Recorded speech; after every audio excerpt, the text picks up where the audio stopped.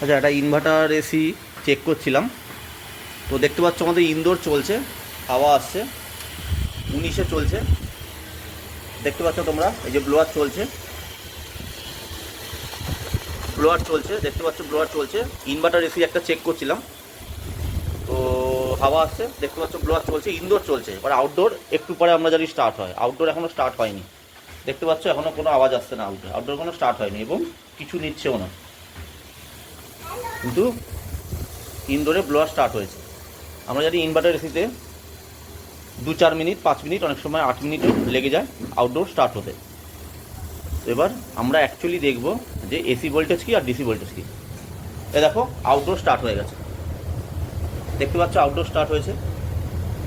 এবার আউটডোরে আমি এসি ভোল্টেজ কী করে মাপতে হয় আর ডিসি ভোল্টেজ কী করে মাপতে হয় সেটা দেখাবো আজকের ভিডিওতে। এই ধরনের ভিডিও একমাত্র এইখানেই শেখানো হয়, আর পৃথিবীর কোথাও হয় না। নামটা প্লিজ তোমরা পড়ে নেবে, আমার এখানে দেওয়া আছে। আমরা এখানে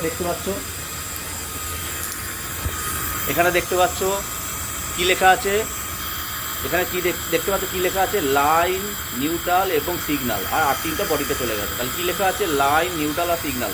প্রথমে নিউট্রাল আর লাইনটা চেক করব এসি ভোল্টেজে, তারপর নিউট্রাল আর সিগন্যালটা চেক করব ডিসি ভোল্টেজে। এভাবেই চেক করতে হয়। তো চলো শুরু করা যাক।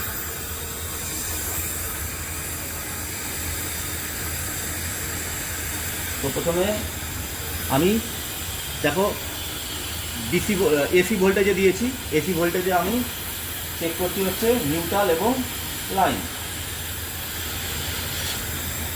নিউট্রাল লাইনে দেখো কত দেখাচ্ছে, দেখো 235 দেখাচ্ছে। দেখতে পাচ্ছ 235 আসছে।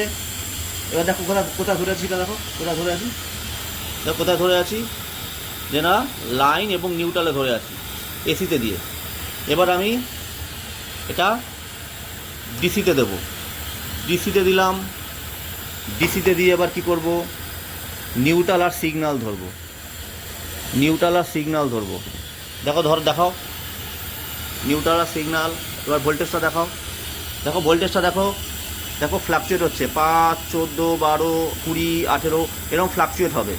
এই ফ্লাকচুয়েট হচ্ছে বলেই এবং ডিসি ভোল্টেজ নিচ্ছে বলেই আমরা বুঝতে পারছি ইনডোর ইউনিটের ডিসি ভোল্টেজও আসছে এবং আউটডোরও সেই ভোল্টেজটাকে নিচ্ছে এবং মেশিনটা রানিং আছে। তাই দেখো আমাদের কম্প্রেসর ফ্যান পুরো চলছে, হয়ে গেছে। তো বন্ধুরা দেখতে পাচ্ছ